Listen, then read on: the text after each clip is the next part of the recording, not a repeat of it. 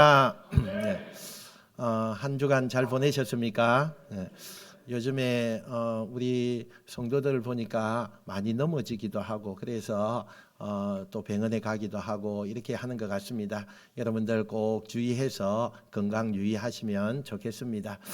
오늘은 제가 누가복음 2장에 있는 말씀으로 예수님의 아직 어릴 때의 그 생활을 우리가 한번 살펴보면서 내 인생이 평안한가, 만약에 내 인생이 평안하지 않으면 어떤 선택을 해야 될 것인가 라는 것을 살펴보면서 은혜를 나누고자 합니다. 오늘 성경 말씀을 좀 이해하려면 여러분들이 이스라엘의 문화에 관하여서 조금 사전의 지식이 필요합니다. 이 이스라엘 사람들은요, 3번의 명절을 꼭 맞이합니다. 이 3번의 명절을 맞이할 때는 모든 남자들이 그 예루살렘 성전에 올라가서 그 3번의 명절을 다 보내는 것을 보게 되어집니다. 그 3번의 명절이 유월절, 맥추절, 초막절, 요 3명절입니다. 율법에 의하면 성인 남자들은 이 명절에 반드시 예루살렘에 올라가야 된다, 이렇게 되어져 있습니다. 그런데 이 예루살렘에 1년에 3번씩 올라간다는 이 자체가 그렇게 쉬운 일이 아닙니다. 왜냐하면 저 멀리 있는 사람들도 있고 가까이 있는 사람들도 있지만 저 멀리 있는 사람들은 오고 가고 하는 것이 너무나 많은 시간이 걸리기 때문입니다. 우리 한번 지도 볼까요? 예수님께서요, 예수님의 가족이 나사렛에서 이렇게 예루살렘 가려면 지도가 있나요? 성인 걸음으로 3일이 걸려요. 그러니까 성인 걸음으로 3일이 걸리니까 그곳에서 또 명절을 이렇게 보내야 되니까 그 긴 시간과 또 오는데 또 3일이 걸려요. 그러니까 총 2주간이 걸려요. 그러다 보면 어떻게 돼요? 정말 곡식과 과일을 막 따야 하는 그런 시기가 될 때에 이 2주간을 비운다는 것은 그렇게 쉬운 일이 아니기 때문입니다. 또 예루살렘에 가깝게 사는 사람들도 참 바쁜 일이 많지만 3일 길, 6일 길, 요 길은 아니지만 그래도 이곳을 가서 또 명절을 지낸다는 것은 그렇게 쉬운 일이 아니다. 그럼에도 불구하고 하나님은 모든 남자들이 이 3명절만큼은 예루살렘 성전에 올라가서 반드시 지켜라, 이렇게 규정하고 있다는 사실입니다.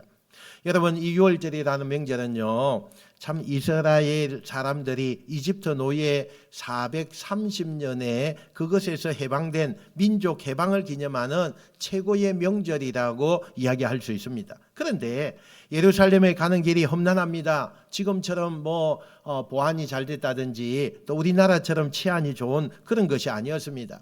곳곳에 조금 험난하다 생각되어지는 곳은 반드시 도둑들과 강도들이 그곳에 있었습니다. 그러다 보니까 그것을 피하기 위해서 당시 사람들은 절대로 혼자서 그곳을 가지 않습니다.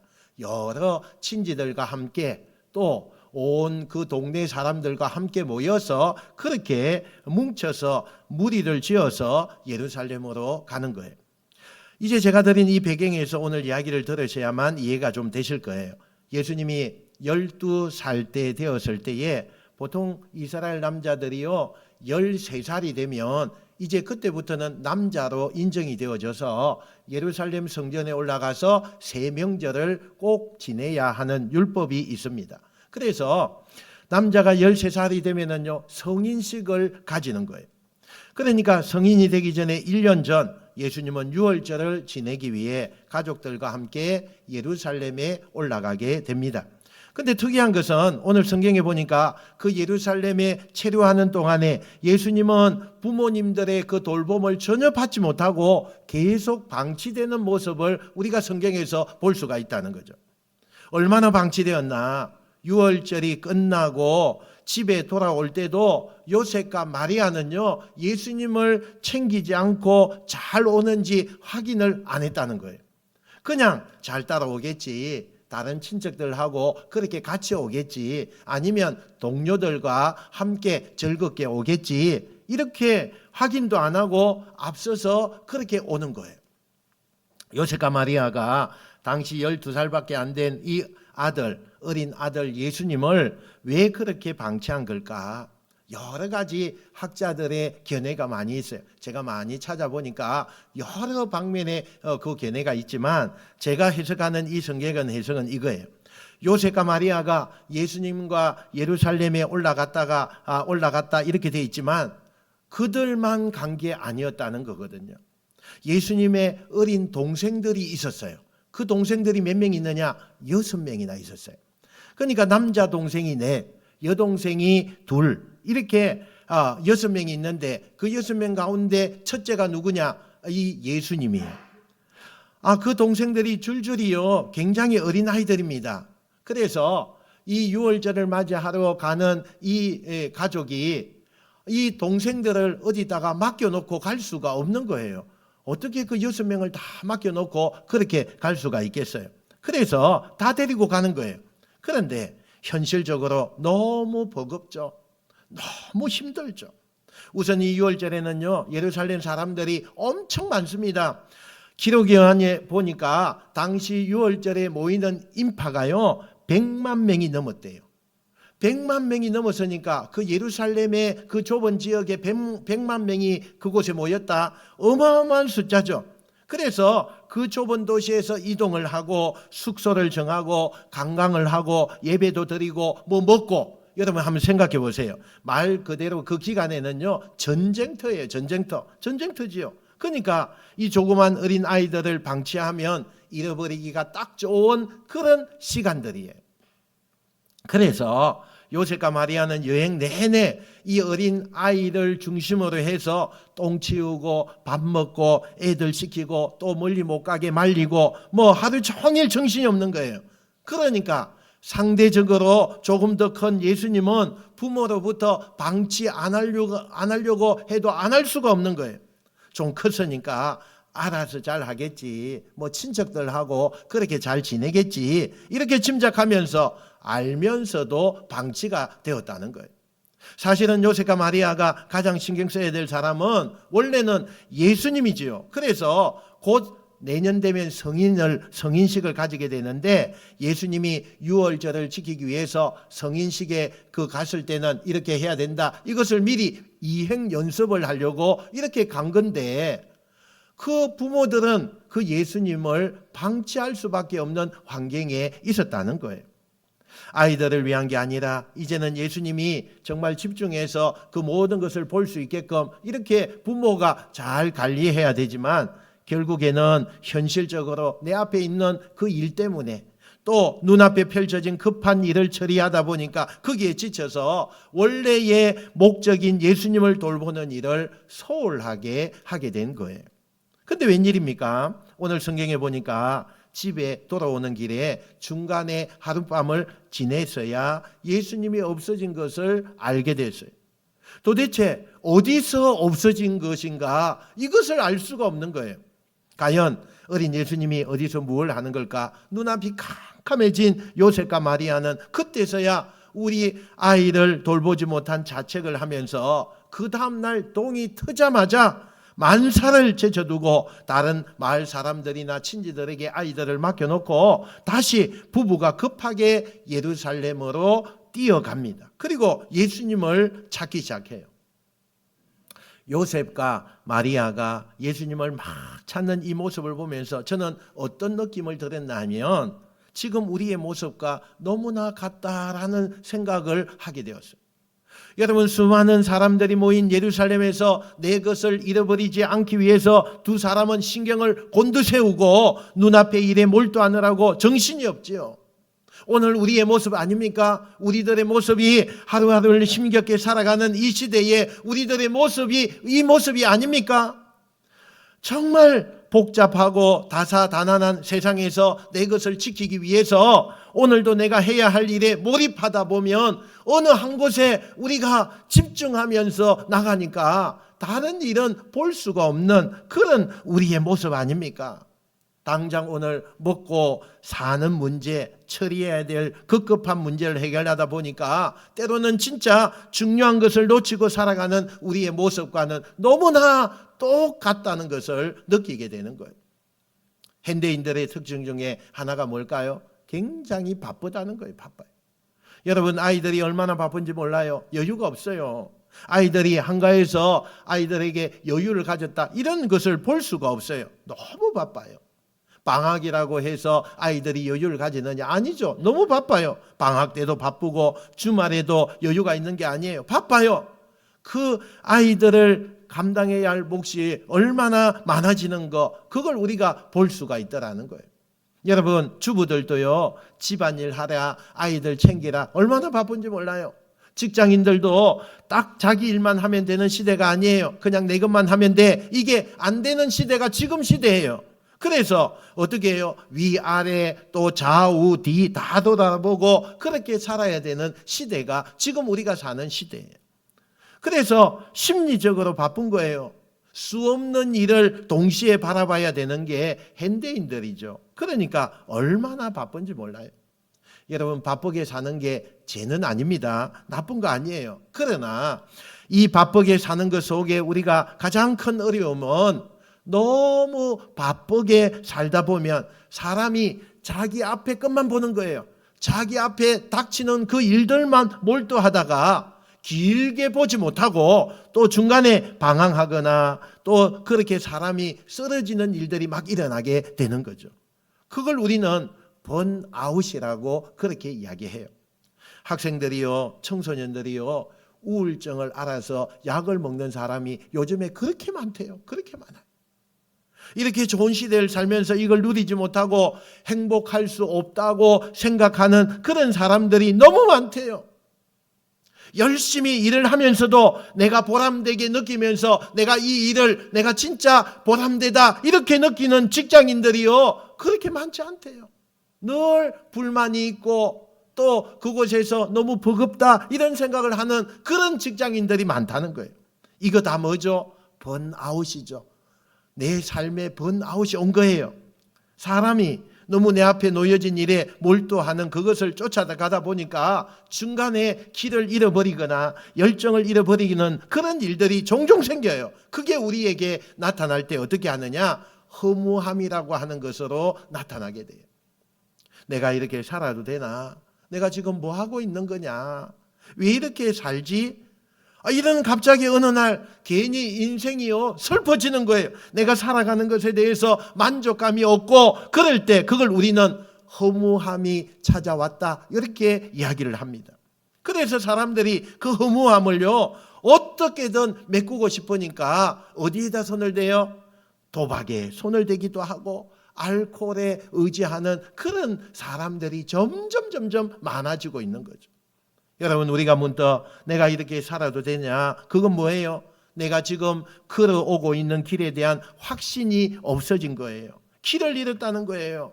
그러면 길을 잃었으면 다시 우리 인생의 길을 찾아야 될 거 아닙니까? 그래야 내 인생이 평안할 수 있다는 거예요. 그러면 열심히 살아가다가 나도 모르게 길을 잃었어요. 그러면 어떻게 되죠? 어떻게 하든 그 잃어버린 인생의 길을 다시 찾는 거, 그걸 우리가 생각해야 되잖아요. 오늘 우리는 요셉과 마리아의 이 보여준 행동 속에서 그 힌트가 있는 것을 보게 돼요. 두 사람은 어린애들을 돌본다는 이유, 현실적인 문제로 그들이 놓쳤던 중요한 일, 예수님을 찾는 일을 결국 하게 되어집니다.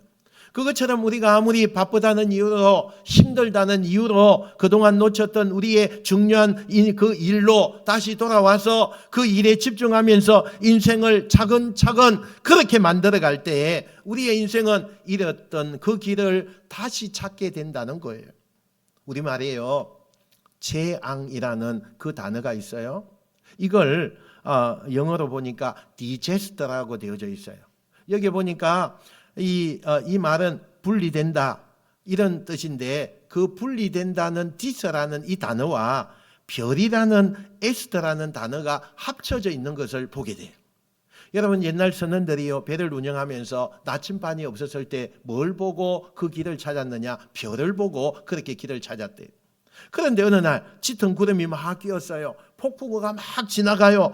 그때는 별이 보이지 않아요. 그러면 이때 선원들이 갑자기 보이던 별이 보이지 않잖아요. 그럴 때에 우리에게 뭐라고 이야기하느냐? 우리가 재앙을 만났다, 이렇게 불렀다는 거예요. 여러분, 사람이 살면서 아무리 많은 것을 가지고 있어도 내가 꼭 보아야 될 별로부터 분리되었다면 그 사람은 길을 잃어버린 거예요. 여러분, 돈이 많고 지위가 있고 지식으로 풍성할지라도 내가 늘 볼 수 있었던 그 별을 잃어버렸다면 그것은요, 내 삶의 방향을 지금 잃어버린 거예요. 그런데 내가 가진 것이 없고 상대적으로 뭐 별 볼 일 없는 그런 조건을 내가 가졌다 할지라도 내가 보는 별이 있어요. 내가 항상 그 별을 보면서 내가 어디로 가야 될지를 보고 있는 그 별을 보고 있다면 그 인생은 어때요? 평안을 누리게 되는 거죠. 평안을 누려요. 우리가 평안하고 안녕한 인생을 살려면요, 별을 봐야 되죠.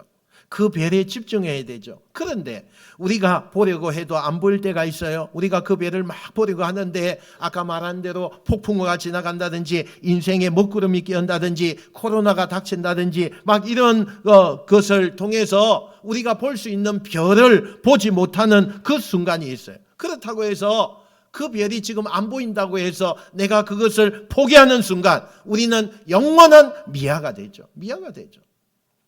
희미하지만은 구름 속에 가려졌다가 다시 비쳤다가 또 가려졌다가 흐릿한 별이지만 그 별을 계속 볼 수 있다는 그것은 여러분, 길을 잃었다가도 길을 다시 찾는 계기가 된다는 사실이에요. 세계적인 경영학자인 피터 드러크라고 하는 사람이요, 이런 이야기를 했어요. 인간은 놀라울 정도로 다양한 능력을 가지고 있는 존재다. 그런데 그 다양성을 생산적인 것으로 활용하려면 그 여러 가지의 능력을 하나의 중요한 일에 집중시키는 노력을 해야 된다, 이렇게 이야기를 했어요. 여러분, 우리가 과거에는 다재다능한 것이 능력이라고 그렇게 생각했어요. 참, 제가 교육자가 될 때만 해도요, 너무나 다재다능한 기능을 가지고 있어야 돼요. 운전부터 시작해서 뭐 청소하는 거, 교회를 어떻게 하는 거, 또 주일학교 유치부부터 유초등부, 중고등부, 청년부까지 뭐 다 담당해야 되니까 다재다능한 능력이 없으면 그게요, 굉장히 힘들죠. 그래서 그렇게 생각할 때가 있었어요. 그런데 그것도요, 타고난 사람이 있어요. 또 에너지가 있는 분이 있어요. 그런 분들은 그것을 잘 감당할 수 있죠. 근데 이 현대사회에서는 한 가지 일에 집중하고 그 깊이를 향해서 갈 수 있는 사람이요, 탁월한 사람이다, 이렇게 지금 이야기하고 있다는 거예요. 결국 이것저것을 다 하지만 이것저것을 다 하는 것 같지만 다 못하는 거예요. 다양함이 있는 것 같은데 이건 별게 아니고 저것도 별것 아닌 거예요. 한 분야에서 자기의 능력을 집중하는 것, 그것이 중요한 때가 지금 오늘 우리가 살고 있는 이 시대라는 거예요. 여러분, 우리 인생에서 많은 사람을 알고 세상에서 다양한 경험을 하는 것도 참 중요하지만 우리가 지금 쏟아야 될 열정 한 가지를 붙들어야 한다면 도대체 그게 뭘까? 그 중요한 일, 우리에게 인생에 있어서 길이 되시는 하나님을 찾는 일이에요. 할렐루야. 하나님을 찾는 일이에요. 여러분, 저는 우리가 길을 잃을 때에 우리에게 유일한 길이다라고 방향을 알려줄 수 있는 그 별을 집중할 수 있는 사람, 그때에 우리의 인생은요, 마음에서부터 평안이 일어나게 된다는 거예요. 미아가 된 아기들이 부모를 찾을 때에 그 두려움과 공포로부터요, 어떻게 해요? 안도하는 것을 보게 되잖아요. 여러분이 여행을 오랫동안 이제 집을 떠나서 갔다 왔어요. 그런데 집을 떠나 늘 있다가 집에 딱 들어올 때 어때요? 그 안도감, 평안함, 이런 거 느끼는 거 여러분 있죠? 있어요. 인간은 어쩔 수가 없어요. 하나님을 만날 때, 하나님을 찾을 때, 하나님을 바라볼 때 인간은 영적인 쉼과 평안을 누린다는 것을 여러분 믿으시길 축원합니다. 저는 오늘 이 자리에 오신 여러분 모두가 혹시나 인생이 너무 지쳤어요, 힘들었다면 이 요셉과 마리아가 가던 길을 멈추고 진짜 중요한 일을 놓친 것을 후회하면서 다시 그 중요한 일에 우리가 집중했듯이 우리가 너무 분주하고 여러 가지 이유가 있겠지만 엄청나게 내 삶에 하나님 앞에 집중하지 못한 것들을 돌아보면서 그 하나님을 다시 집중하는 그런 기회가 저와 여러분에게 생겨나게 되시기를 주님의 이름으로 축원드립니다. 이렇게 요셉과 마리아가 만사를 제쳐두고 예루살렘을 다시 뛰어 올라갑니다. 그리고 예수님을 찾기 시작해요. 이 부모가 얼마나 애가 탈까요? 여러분 아기 한번 잊어버려 봤어요? 참 부모가 얼마나 애탄지 몰라요. 그냥 속이 다 타는 거죠. 잃어버린 아이를 어떻게 찾아요? 여기저기 막 다닌 곳을 그렇게 막 다 가보는 거예요. 다 가봐요. 아무리 수소문해도요, 아무리 찾아도요, 어디에도 12살 된 예수님이 보이지가 않는 거예요. 그러다가 이제 막 지쳐서 갈만한 데는 다 찾아봤는데 없으니까 마지막으로 설마 하는 마음으로 이제 예루살렘 성전에 들어가게 돼요. 설마 아이가 성전 안에 있을 거라고 아니겠지. 그런 마음을 가지고 그렇게 성전 안에 들어가 보는 거예요. 근데 깜짝 놀랍니다. 들어가 봤더니 12살 먹은 이 어린 아이 예수님이요, 당시의 율법학자들 또 랍비들 이런 사람들하고 율법을 나누면서 토론을 하고 있더라는 거예요. 이 당시에 랍비들의 교육은 어떤 교육이냐? 질문하고 답하고 질문하고 답하고 이렇게 하는 교육이거든요. 그러니까 이 12살 아이가 그 쟁쟁한 학자들하고 율법을 가지고 질문하고 대답하고 서로 그걸 가지고 토론을 하고 앉았는 거예요. 그런데 더 기가 막힌 것은 부모가 찾으러 왔는데 부모를 하는 질로 이렇게 보고도 그 랍비들과 토론하는 것을 열중하면서 그 부모를 보는 둥 마는 둥 뭐 반갑거는 뭐 이런 표정이 하나도 없이 계속해서 그 랍비들과 논쟁을 하더라는 거예요. 너무 화가 난 이 어머니 마리아가 엄마들의 톤 있잖아요. 도레미파솔라시도. 야, 너 지금 뭐 하는 거야? 이놈의 자식아, 지금 너 때문에 아빠가 엄마하고 얼마나 고생했는 줄 알아? 너 왜 이렇게 속을 썩이는 거야? 막 이렇게 꾸중을 합니다. 그랬더니 이 어린 예수님이요, 대답하는 얘기를 들어보세요. 우리 49절 세 번역으로 우리 같이 한번 읽어보겠습니다. 자, 시작. 예수가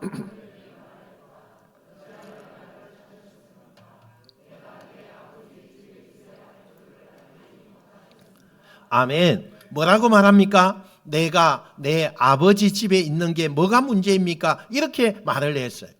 여러분, 이 말은 당시의 상황상 우리가 볼 때에 어마어마한 말이에요, 이게.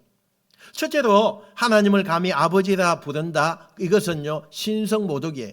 그 당시에 신성모독죄는 뭐죠? 사형이에요. 돌로 쳐서 죽였어요. 두 번째, 요셉과 마리아가 부모인데 부모를 보지 않고 다른 존재를 아버지라고 부른다. 이건 폐륜이에요. 지금 우리들은 성경을 읽으면서요, 이렇게 예수님이 하나님의 아들이니까 예수님이 아버지를 부르는 것은 당연히 우리 신앙인들이 그냥 그건 아무것도 아닌 일처럼 이렇게 여겨지지만 그 당시에는 아직 예수님이 공생의 그 사역도 하지 않았어요. 그런 예수님이 앞으로 생긴 일이 어떻게 될지도 알지 못하는 가운데서 현실 속에서 내가 내 아버지 집에 있는 게 뭐가 문제입니까? 라고 말하는 이 자체는 지금 앞에서 얘기하는 것처럼 엄청난 일을 지금 이야기하고 있는 거예요. 그런데 결국 예수님은 엄마 마리아의 손에 이끌려서 이제 나사렛으로 다시 돌아옵니다. 그리고 장남으로 30살이 되기까지 집안일에 부모를 도우면서 부모님께 순종하면서 열심히 살아가는 이야기로 오늘 본문이 마무리가 되어져요. 여러분, 성경에 예수님의 다른 위인들과 다르게 어릴 적 이야기를 기록하잖아요. 딱 지금 어릴 적 이야기는 이 누가복음에 있는 이 본문 하나, 12살 난 이야기 하나밖에 없어요. 참 좀 아쉬워요.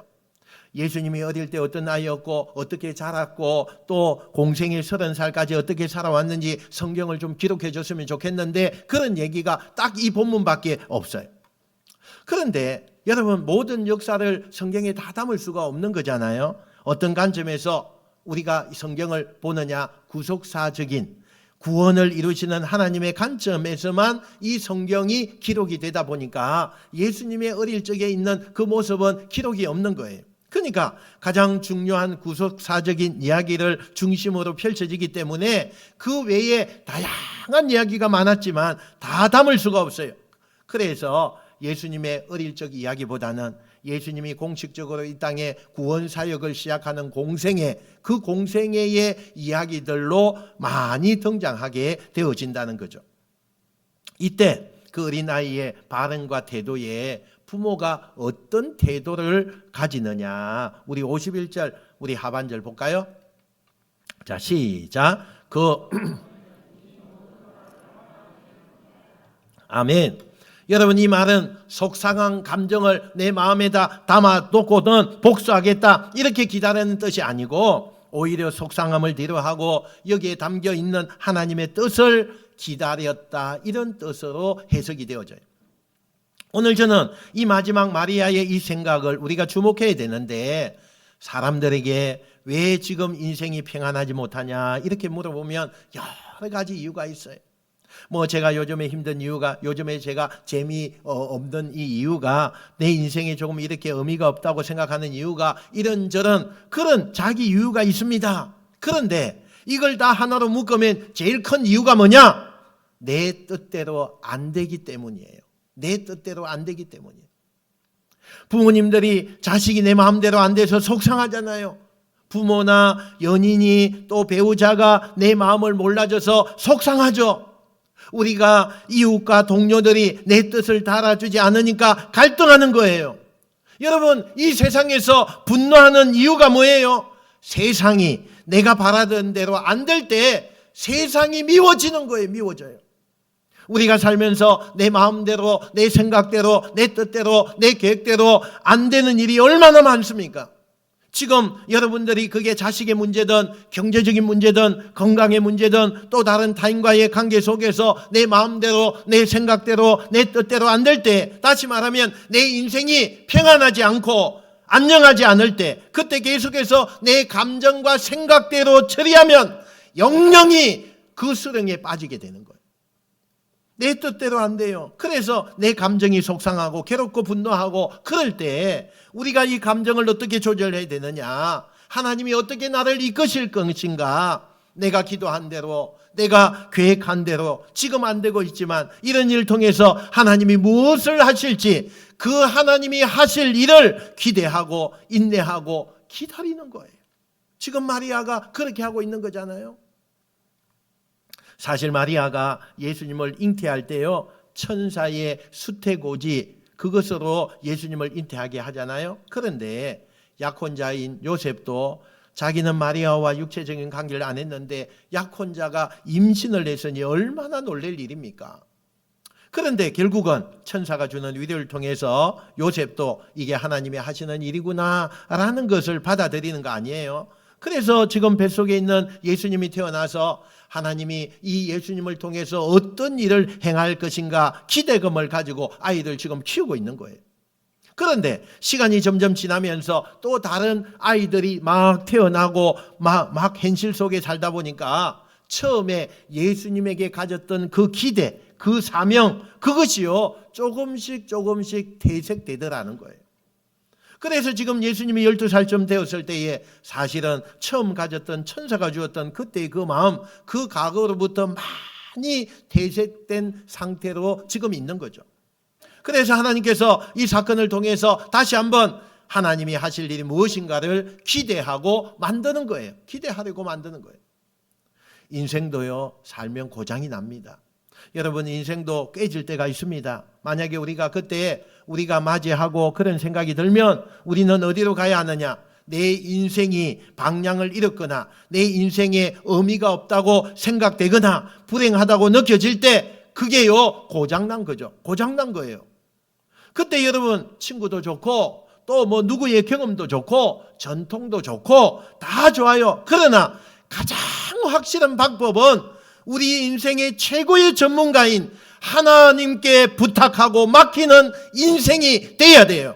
사람들이요 이걸 못하는 거예요. 이걸 못해요.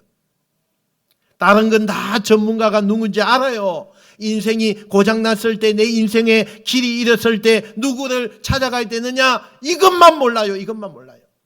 그때 여러분 주님 앞에 나오시면 됩니다. 왜요? 주님은 우리 인생의 최고의 전문가니까요. 여러분의 삶이 어떤 길에서 어떻게 넘어지고 길을 잃었을지라도 여러분을 가장 완벽하게 일으켜 세우고 여러분을 가장 안전하게 세우고 고쳐줄 수 있는 최고의 인생 전문가는 하나님뿐임을 믿으시길 축원합니다. 여러분이 어떤 상처를 받았고 어떤 어려움에 처하든지 그 상처와 어려움을 회복시킬 최고의 전문가, 상담 전문가가 아니라 하나님이십니다. 할렐루야. 하나님이세요. 혹시 여러분 나는 지금 내 인생이 안녕하지 못한 분이 계신다면 다 내려놓고 딱 한 가지만을 내가 중요한 걸 선택해야 된다면 그게 뭘까? 거기에 집중하셔야 돼요.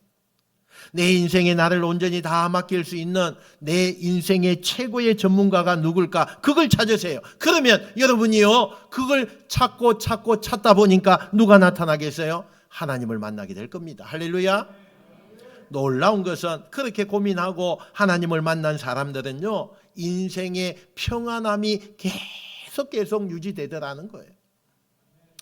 지금이 아닐지라도 머지않아 여러분 누군가가 여러분 인생 평안하십니까? 라고 물을 때에 예, 요즘은 내 인생이 평안합니다 라고 말할 수 있는 그 평안을 여러분이 누리시고 선물로 받아가시기를 주님의 이름으로 축원드립니다. 축원드립니다. 기도하겠습니다.